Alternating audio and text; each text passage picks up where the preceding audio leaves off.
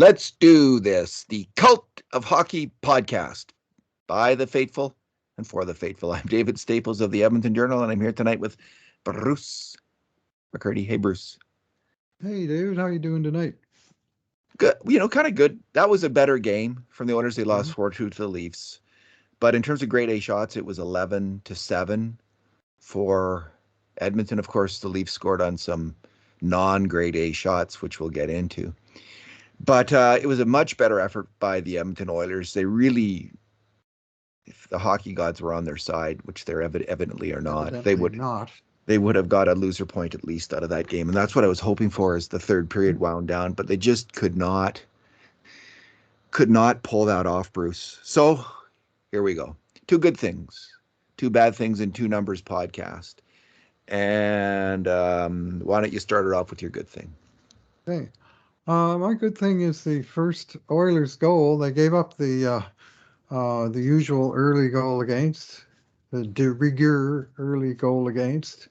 Fell behind 1-0, but at least it wasn't 2-0 this game, which it has been many games, because the Oilers came back with actually two really nice goals. So I want to talk about the first one, which was the rare five-way passing play, where all five men on the ice touched the puck, and then basically they advanced it from Edmonton territory all the way to the slot at the other end and finished it with a terrific shot. But it started with William Lagesson controlling the puck around the hash marks in his own end, maybe a little higher up the boards than that. It was a clearing shot that deflected back to him, and he got it under control. And he made a pass over to Cuckoo. His partner was playing right defense tonight. And Cuckoo had some more open ice than Lagesson did. So the first pass was good, just standard D to D. And then Cuckoo went for an aggressive kind of stretch pass up the sidewall to Kyle Turris. And to me, it was Turris who really made a terrific play here to just deflect that pass by Cuckoo off the boards and up the wall and into the Toronto zone, basically into the lane of Colton Sevier, who was charging up and into the zone. This is one of those, area passes using the boards. Very smart play. I love passes like this, and starting to see some of this from Kyle Turris this last couple of games. He's got really good assists on nice plays along the boards.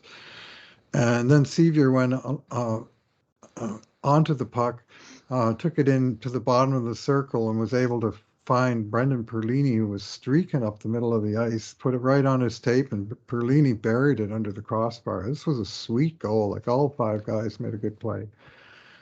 And it was Oilers were, back in the game. Yeah. And to me, that was a highlight. And it's, so rare to see that from, that was the third pairing and either the third or fourth line. You take your pick. I mean, all five guys have even numbers. You don't see that combined for very many goals on this team. It's the whole history of the franchise. It's been the odd numbered guys that get all the points, but not on this play.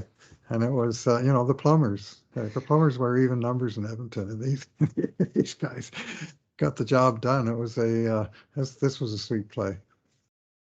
Head numerologist of the Edmonton Oilers, Bruce McCurdy. Bonus numbers tonight, folks. It's fascinating, Bruce. You got the beautiful mind that notices that kind of thing. Check out the banners of the retired players next time you're in the barn. Till Kevin Lowe went up. They're all the digits are odd. Too bad the Oilers couldn't get out of that first period. They were moment. Talking about it. That was the moment that I just thought, this isn't going to go our way, is it? Like, they had great comeback. So, and one of my good thing as a player who was involved in that comeback, Leon Dreisel. I think we have him with major contributions to 6 grade A chances. I'm pretty sure that led the team. Out of the 11? He just played a great, out of the 11 grade A shots. He played a great game. He was really giving it the whole game. What did he play here? I haven't looked up. 24-49. 24-49 and played his heart out. And I want to focus on 3 plays. The first one comes early in the first period where he crosses the blue line and just makes an absolutely gorgeous backhand, hard backhand pass to Slater Cuckoo, who goes into the slot for a shot. So that's number one. Then his finish on the there's some nice. Keith makes a play, Fogel makes a play to keep the puck in the offensive end. Goes to Yamo, who makes just a fantastic play where he holds onto the puck, has some confidence, holds onto the puck, sucks in the defenseman who thinks he's going to pass it early. Morgan Riley puts it over, slices it across ice to Dreisel, who has a stick on the ice and makes no mistake, gets that puck in the net.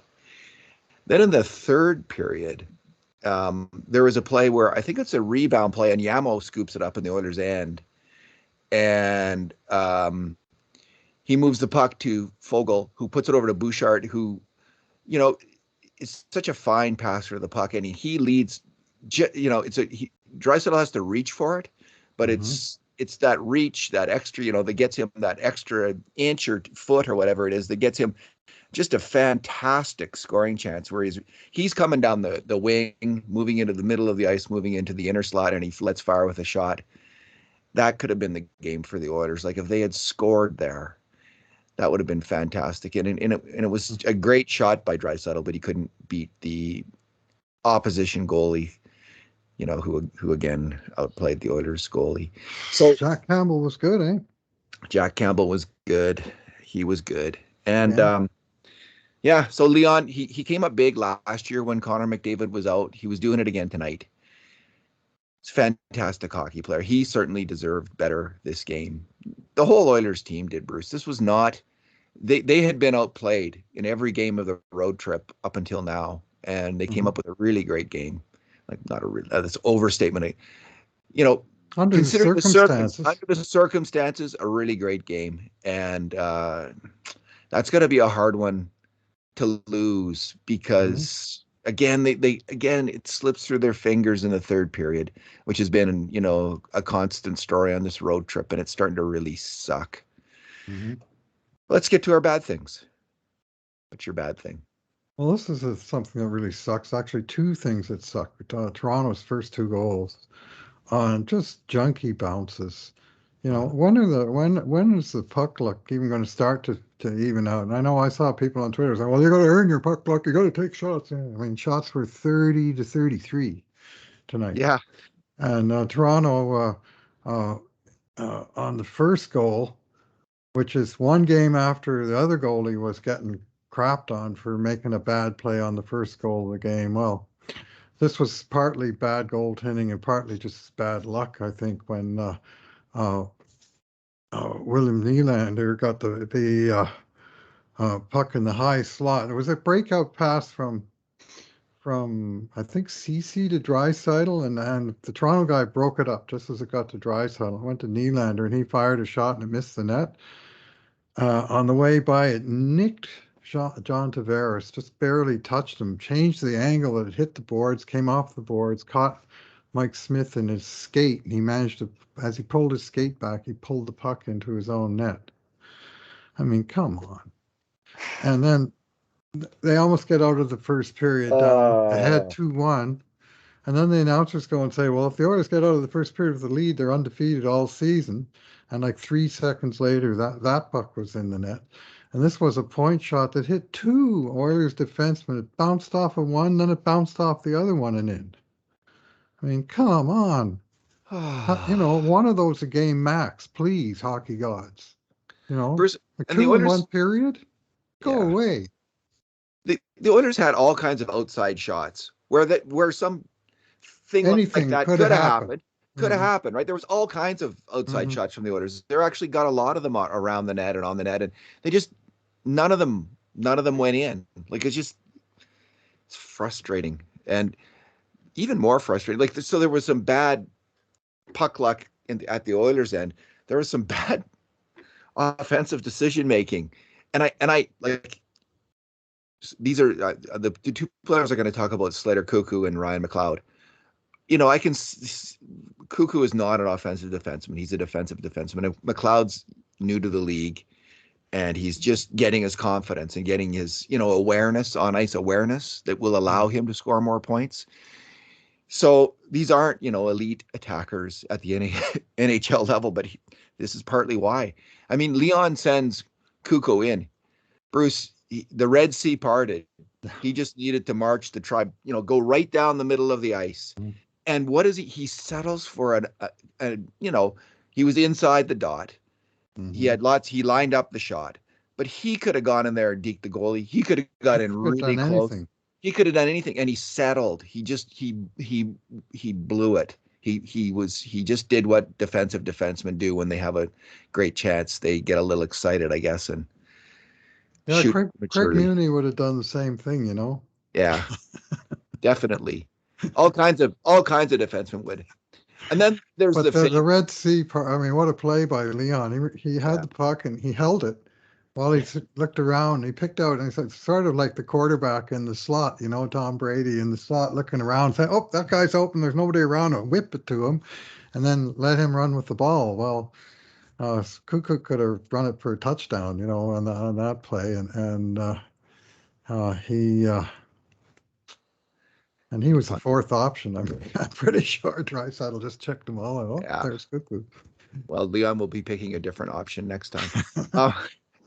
Bruce, the next one, it's like this was remarked upon in the game. It was, I think Craig Simpson first said, it was, it's, of course, it's his job to notice these things. He said, I think he was trying to pass that. And it was obviously clear from the rebound. That's exactly what he was doing. Mcleod breaks in there right into the slot.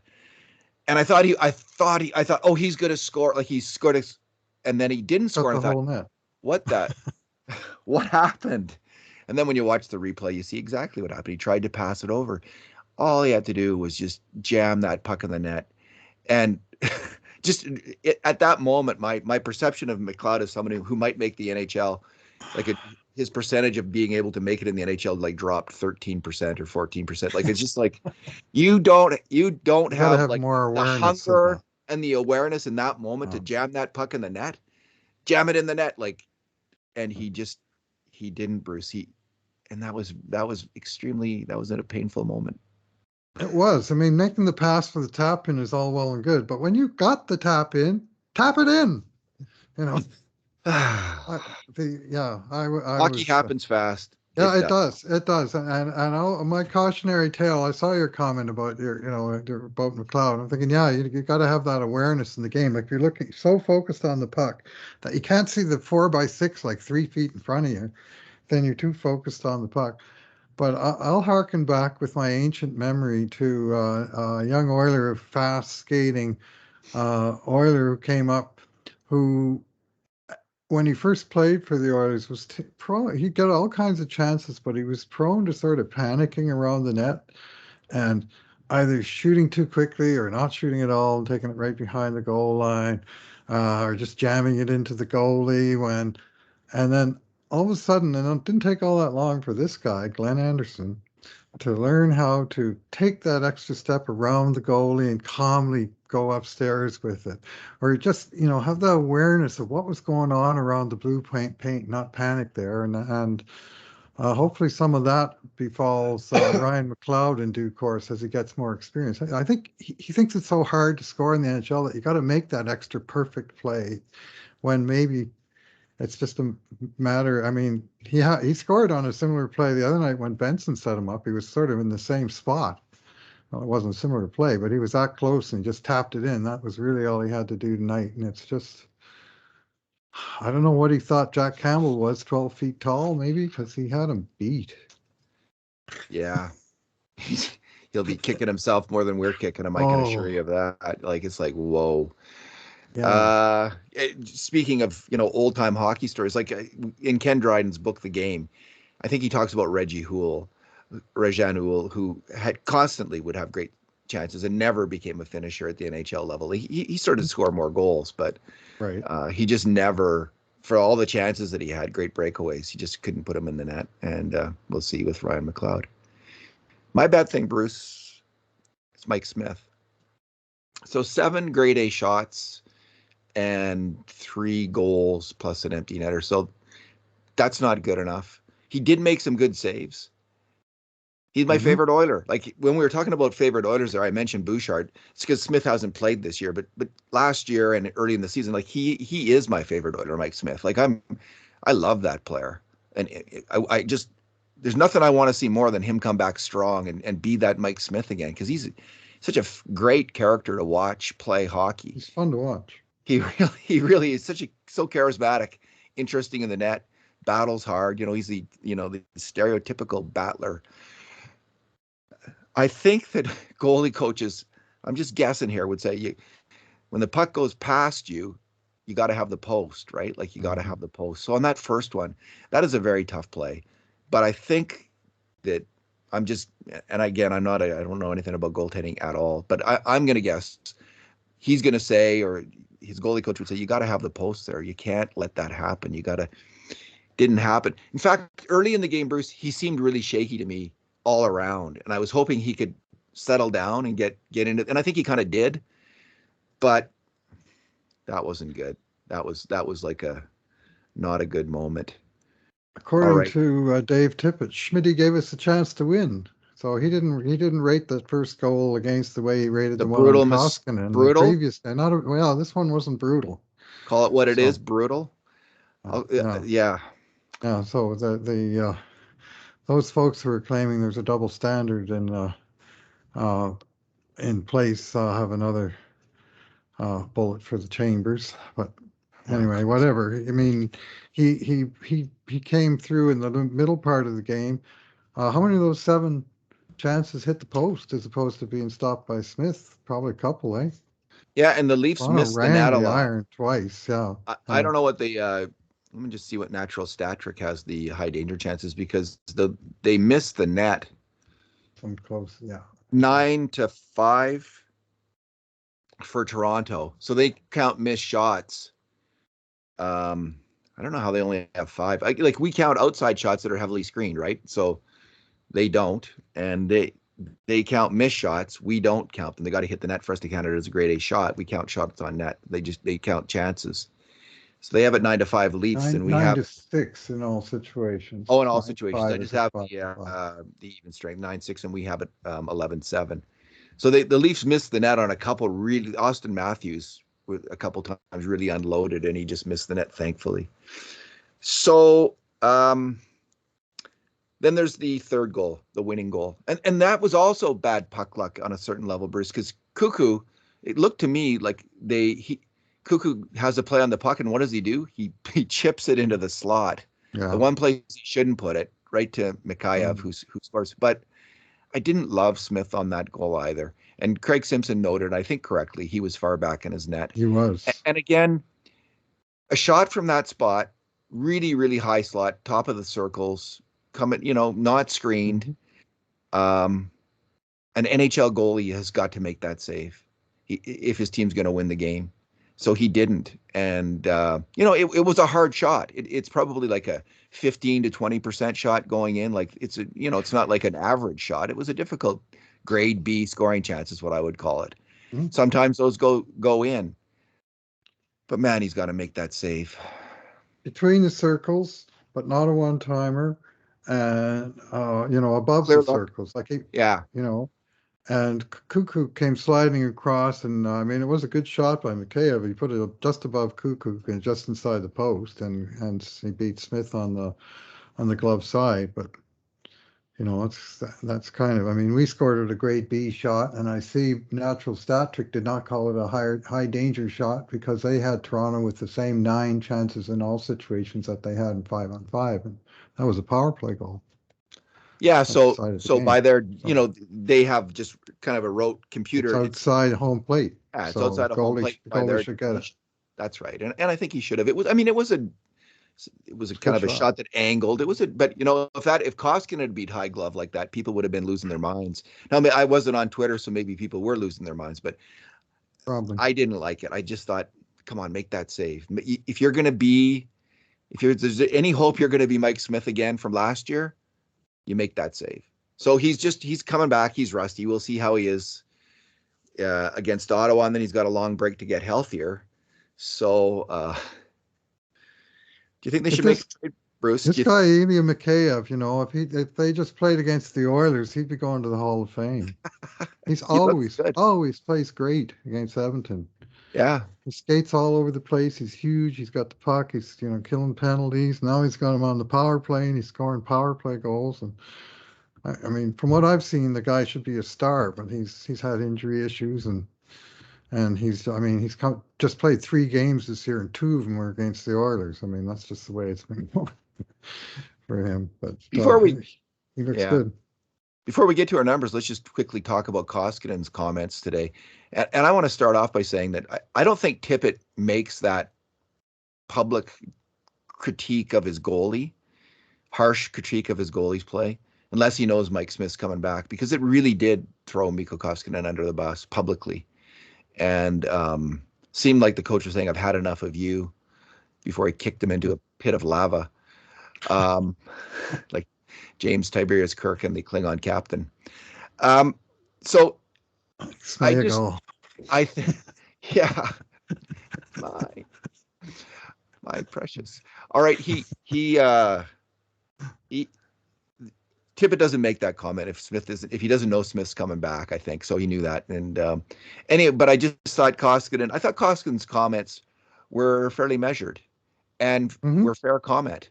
Like I know that, like, you can see them, like when you read the whole, if you go to the article and you read all his comments, then especially it seems more measured. Like when a team's losing, he says it's the coach or the goalie gets thrown under the bus.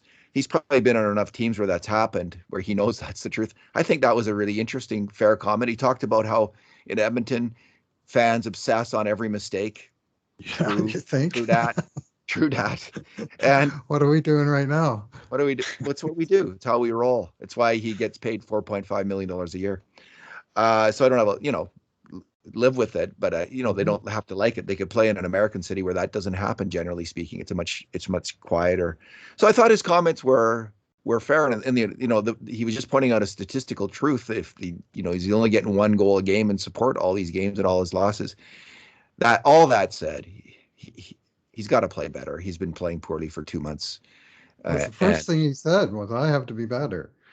And there you go. And then he gave that other background that he just did that was translated by Mary Lonborg on Twitter, a great follow on Twitter, by the way. Has lots of great insights on the Oilers Finnish players in particular. And she just gave everything he said, and I agree with you. It was measured and balanced. He blamed himself first, but he said, we're a team here, and the whole team needs to be better. We're not scoring enough to win games either. I mean, he didn't say, well, I got me a goal of support in each game, and I should have won all of them 1-0. It's my fault 100%, because that wouldn't really be fair and accurate.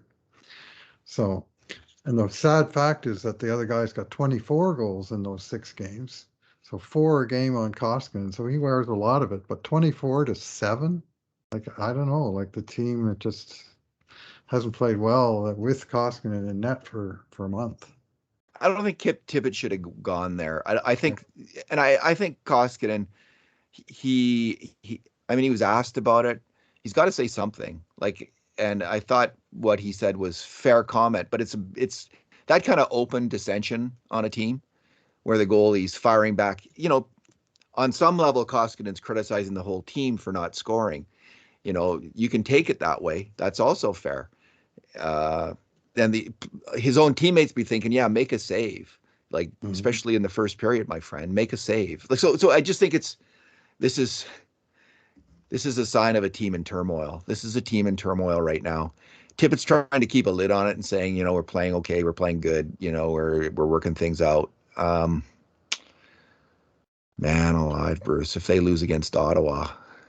Well, Tippett came back to it and he said, well, he took me out of context because the question was specifically about the start of the game, not the whole game. And he made some good saves for Slater and so on. Then he doubled down and said the 3-1 goal he didn't like. And I'm thinking the 3-1 goal, is that the one where the Rangers' top playmaker took an unblocked shot through all the Oilers' penalty killers and the Rangers' top goal scorer, untouched in front of the crease, deflected it through Koskinen? I mean, sure, the puck got through him, but how about a little friggin' defense in front of the guy? Chris Kreider with a deflection from 5 feet up. That's the goalie's fault. A lot of stuff has got to go wrong before it gets to the goalie. Yeah, maybe Tippett hadn't seen the replay by then. I don't know Well, what's going on. I think he would have before way too he many. The Oilers comments. have been killed by deflections from the slot for the whole time Tippett's been here. Think of that Chicago series, play-in series in 2020. They got like 6 goals Oh or God. 8 goals in that series on out of the midair deflections from like 10, 15 feet out. Guys like Matthew Hightower, nobody was ever touching them. Like they were sort of getting a free swing at every point shot that got sifted in there, and they got some, and they went in, some of them. They went on off the Oilers too. I remember them going off Chris Russell and Ethan Bear, and it was Like just it was tonight, it horrible. just doesn't stop. maybe Still every seeing the fan base same. Ugh. maybe every fan base feels this way about puck luck. Maybe this is just part of Oh, being a fan, and you think your team is always getting well, on the short sometimes end you of it. get it. Yeah, it's like reffing. When it's on your side, you tend not to comment as much on it. When you lose by one and you get some shitty luck or bad calls, you're really going to focus on them. I know I do, and it's just part of being a fan. What's your number? My number is 0-1, and this is power play goals on the road trip. 5 games for the Oilers on the road trip. 5 games in a row where the Oilers got 0 for the power play, and the other team went 1 for the power play in each of the 5 games. Now, I will grant you that was 15 power plays for the other guys and 5 for the Oilers in 5 games, in which the 5 were actually 3 power plays and 2 half power plays. They said on the broadcast tonight this was the first time in 7 games that the Oilers had the first power play of the game. Like they're always skating uphill in the first period, and it shows up there as well. But 5 games in a row where the power play, 0 for 5, that's a slump for this power play. They should have scored at least once in there. And losing 0-1, at 5-on-5 on this on the 5-game road trip, strictly 5-on-5 play, the Oilers were 2-1.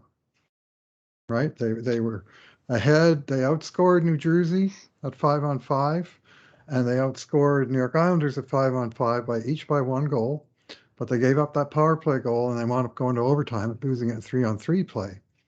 And then tonight they played a tie game at 5-on-5 and lost it on a power play goal. So that 1 goal per game on special teams, -1 every game, was the difference between a 500 road trip and a winless road trip. Just huge. And this from a team that I tracked this all year. Through the first 17 games, the Oilers special teams were even or plus in every single game, 17 in a row. And now they've been minus in 5 games in a row. A call would be nice. Yeah, that tripping on Puljujärvi in the first period. Like come on, how is that not a penalty? He's breaking right up the middle of the ice. He gets slashed, first of all, near the hands, and then he gets tripped as he's going in there anyway. My number, Bruce, is 2. When the Oilers had the extra man on the ice at the end of the game, that's the number of point shots that Evan Bouchard got through on net, through screens. And I've been hoping for a long time that Evan Bouchard would be used in this situation. It was only with Tyson Barrie out that he got the chance. He should be in that situation all the time. Tyson Barrie is a good puck mover.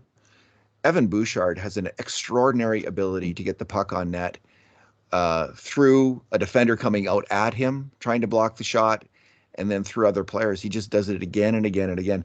The first one of those shots there was a triple screen in front of the net by, I think it was Yamamoto, Hyman, and Kassian. Kassian right in front. And a lot of people were mad that Kassian had been sent out on the ice, which I understand they wanted Puljujärvi. I don't understand why you wouldn't. But I guess they just wanted a great big nasty guy screening the goalie. Anyway, Bouchard got it on net, and the goalie Campbell had to make a good save. Just a short time later, he gets it on net again. Dreisel makes a really good back pass to Bouchard at the point. He held the puck, dragged the puck deeper, which opened it up for Bouchard then to shoot. Bouchard gets the shot off, and Hyman's in front screening the goalie. And again, it was a really dangerous shot. There was a shift in the second period where the Oilers had a lot of zone time with Bouchard and Nurse and a bunch of other guys out there. And I just kept thinking, why aren't you guys constantly setting up Evan Bouchard to shoot? Like, Darnell, why are you shooting ever when you're paired with Evan Bouchard? Get the puck over to him, start taking advantage of him, and have him shoot the puck on net. Look for him. And they did. They did with the extra man, and it almost paid off with a goal, which would have been fantastic. So Bouchard had a pretty high event game. Sure did. He made some major mistakes defensively, as he's been doing recently since he's been paired with Darnell Nurse. It's going to keep happening so long as he's there. He's just not really up to it yet at the defensive end in that role. It's asking too much of him, but his offensive play is exemplary, and he really got it done with the extra man on the ice. Yeah, I would have liked to see him let fly from the point there with maybe 15, 20 seconds left just before the empty net goal. He and Dreisel were doing the back and forth, and Leon Yeah, sent it to him 3 times, and he sent it back, and then Leon tried to do something else, and that didn't work out at all. they were a And bit then perfectionists the there, weren't they? shot, the shot chipped in off of Bouchard's stick from center ice, and that one I mean, 5 of the 6 goals tonight went in off of Oilers. Somehow they lost. So anyway, Bouchard, yeah, major mistakes on um, he took the penalty. So, Yeah, that was a bad. He just and he made a sheesh, bad he should not decision do that. first. Made a Yeah. bad decision first with the puck that Robbie Brown was talking about on chat in the post game, and then he got his stick in there and between the guy's legs, and down he went, and of course they called that. So He's out there against Tavares right at the end of the game. Like again, to me, this is he's overmatched in the top pairing, Bruce. I just think I think they need to try Cody Ceci there. I think Ceci is the best two-way right shot player, right shot defender on the team. And they've tried Barry and Bouchard. Both of them have crumpled in that role. Um, Cece's been playing the top four all along against tougher yeah, competition. He hasn't crumpled. oh, He's well, he's he's doing okay. He's hanging in there at least. Try him with Nurse. See how that goes because this is I just really don't think it's working. I think it's asking too much of Evan Bouchard. He's getting too much pressure put on him, and it's asking too much of Tyson Barrie when he's there as well. So I'd like to see CC get that well, opportunity. CC and Keith are solid as the second pairing, and they're getting more solid. I think Keith is Yeah, starting to feel it. I've seen yeah, I Keith good agree. this last few games, I agree. especially against the backdrop of the way the whole team is playing. He's been good. I thought it was good tonight, and uh, he and CC at least they're a pair, and they've been a pair the whole Yeah, time. So it's funky how it works with Nurse. It's either Barry or Bouchard, and it seems like one of them's on the first pairing and one of them's on the third pairing in a given game. And often it's I think the read of Dave Tippett or possibly Jim Playfair as to how well uh, Bouchard in particular is playing that they'll pull him back, or sometimes they'll pull Barry back and move Bouchard up if they think one of them's playing better than the other. They'll push his minutes. So they're kind of redundant, but at the same time, both of them have enough kind of games where they're off that it's not necessarily a bad idea to have a plan B for offensive right shooting puck moving defenseman. yeah. I don't think Barry and Keith would work very well together. They're in some ways like too similar at this point of their career. But maybe Bouchard and Keith would be okay. It's Might be possible. interesting. Yeah, I Might mean be- that could work, and then you just keep Barry with whoever Lagesson or whoever you're going to Nima line and whoever else is you're going to put on left defense as your defensive D man in that role. So anyway, I'm hoping to see that. We haven't seen it yet this year, and they're probably not going in for the reason you just enunciated that they like CC and Keith. It's a good. It's getting to be a better pairing. It's been their best pairing probably on this road trip. So it's starting to work out. Keith is playing better. I agree, Bruce. He looked he could have easily been my good thing tonight. Played really well. He got caught on one breakaway, but that kind of came up the other side of the ice, and he just wasn't quick enough getting back. But it was not up his side of the ice. It wasn't his fundamental mistake. Um, so and other than that, he was really strong getting pucks on net. His passing and his shooting is really good. So they're probably not doing it because they like that, but they've got to figure this out because that top pairing isn't going to work. I don't think.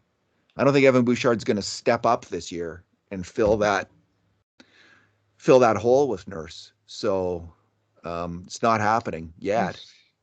He's Oh, struggling. some nights, Depend. I Yeah, mean, it depends which end of the ice the puck is in, or yeah, which team has the puck. I mean, when Bouchard's got the puck on his stick, mostly he's been good, and he's, as you mentioned earlier, very fine passer. And I've noticed that you said earlier he put sort of the puck a little bit ahead of Dreisel. And I've noticed with him that when he does miss on his passes, he tends to miss ahead of the guy, make him reach and kind of surge forward with the puck, and it's almost like it's deliberate because I think he's a very accurate passer to sort of push the play by putting as far ahead of the guy that he can still reasonably get it, and then he's maybe got a little advantage, on his next move around the defenseman if he's already surging forward, and I think that play was an example of that. But he's there's lots to like about Evan Bouchard, and we have to remember that effectively he's a rookie defenseman.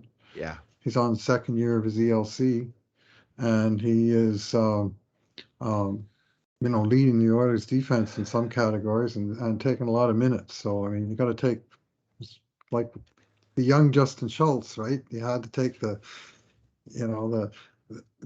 it was never all going to be perfect, but he's a young, he's the age now that Justin Schultz was when he first came to the Oilers. And I think Yeah. Bouchard is considerably more advanced He's a than better that. player than Justin Schultz, and I completely agree with you. I think that's exactly what I'm doing. I'm taking he's a rookie, so I don't Mhm. want him in that role. I don't think that's right for him right now. I'd rather if you're going to expose someone, expose Tyson Barrie. Put him in the tougher role. I'd rather see that, and give Bouchard the power play. See how build up. Like, except you don't want to give him those There's points that. because you have to pay for them. All right, the Oilers had another game postponed on their game on the 18th, January 18th against Chicago was It's postponed. I post. think I saw. Oh, I I missed think I that. saw that. I thought that was their next game. No, I thought it was their game on the 18th. I saw got Yeah, postponed. no, I thought that was their next. Like they play on the 10th, and I thought the Yeah, 18th was when they came back they do after that, but they after the. canceled that game too. Did they cancel the game on the 10th? And no, but on the No, 18th. no. Yeah, they did. I think Okay, it's so now they postponed. go from the 10th to the 20th, and they don't play. Yeah, Holy moly! Guess we'll be watching Bakersfield, eh? I guess so. And it gives at least all these have a COVID party in the next couple days, guys. Like, Yeah. get it out, run, have it So, run I through the mean, team. I'm being facetious, of course, but Yeah, honestly, so am to I. the competitive advantage of the team, that all gets it at the same time. Well, Postpones a few games, and then the whole team comes back healthy, as opposed to this, three guys out for this game and four for that one and six for that one. But you know, Tippett said he was asked that, and he was saying, yeah, they had thought about it, how it'd be best to get it all at once. So anyway, yeah, in the theoretical, it would be the best, yeah, but they're in the all. practical, I mean, I'm scared spitless that Connor McDavid might actually get sick from this. I mean, this I'm, is what you really hope is that nothing that there's no bad outcomes for anyone. And we've already got two guys on the 50-man list whose careers are in jeopardy. So, they were unvaccinated. but they were unvaccinated, and these guys McDavid, are double and triple vaccinated, and hopefully Mc, it's all good. We know the vaccines work. and McDavid's already had COVID. Like he should have super immunity, like as strong as anyone. Like, and he's a young, healthy individual. So, yeah, I'm not worried about any of them. Hmm. Back when CC got it. Still, I think it was the Delta. Now that it's the Omicron, I'm not that worried about the players getting it. So, we'll see what happens. Hopefully, fingers crossed, nothing does happen. So, Bruce, let's leave it there, and I guess we'll Uh, Monday night is the next game, next Monday. Monday night. So I mean, a few days off to regroup here is maybe not the worst thing, and they did show some positive signs tonight. But man, Dave Tippett's got to be wearing it at this point. There's 10 games in a row that he's been behind the bench. The Oilers have lost. Eight in regulation, two in overtime, 24-40 against. Like 4-2 average. This was average, but this was the first empty net goal in all that time. They've been getting beat for the most part. Tonight was anyone's game. They just didn't get the bounce. So 34 games. What is it? 18 wins and 16 losses now. 18-14-2. Yeah. Yeah. All right. 2 games above real 500. Bruce. Still a playoff team, but man, it's not. Things are not trending well. At least Mike Smith's back. We'll see what else happens. We'll Well, see what actually, else they're not a happens. playoff team if you go by percentages. Winnipeg got past them for 8th last night. Oh, really? Yeah, they got a slightly higher percentage with, I think, one fewer game or something. Yeesh. So Alrighty. Oilers were in 9th percentage-wise, which this year, with such a disparity in games played, Yeah. percentages tell us more than points. Yeah. See what happens So next, Bruce. We'll see what happens next. this is the bad spell. Every year they've had it, David, even the years they made the playoffs. 2 years ago, they went from 7-1 start, and after Christmas they were 20-21. That's when they called up Yamamoto and put the dynamite line together, and then they were great in the second half. And so that's what they need to Yeah. do. They need to get through this, and they need to turn it back up where they're not just sort of getting by, but actually getting good. A break comes, like, we don't know how long. I don't even know, like, if McDavid's quarantine is supposed to last 5 or 10 days anymore, because they've changed the rules in Alberta. And So he might be around for Monday night's game, or yeah, more it's likely his possible. quarantine doesn't start until he gets home. And that's what happened with Puljujärvi, remember? Oh, They had to geez. wait an extra couple days because it took him a couple days to get back from Seattle. So that may be the fate that awaits Barry and McDavid and so on. But they only Well, have one game scheduled the next 2 weeks, so hopefully that's the only one that they can possibly miss. yeah. Alrighty, Bruce. Thanks for talking tonight. Thanks for listening, everyone. And in the meantime, and in between times, this has been another edition of the Cult of Hockey podcast.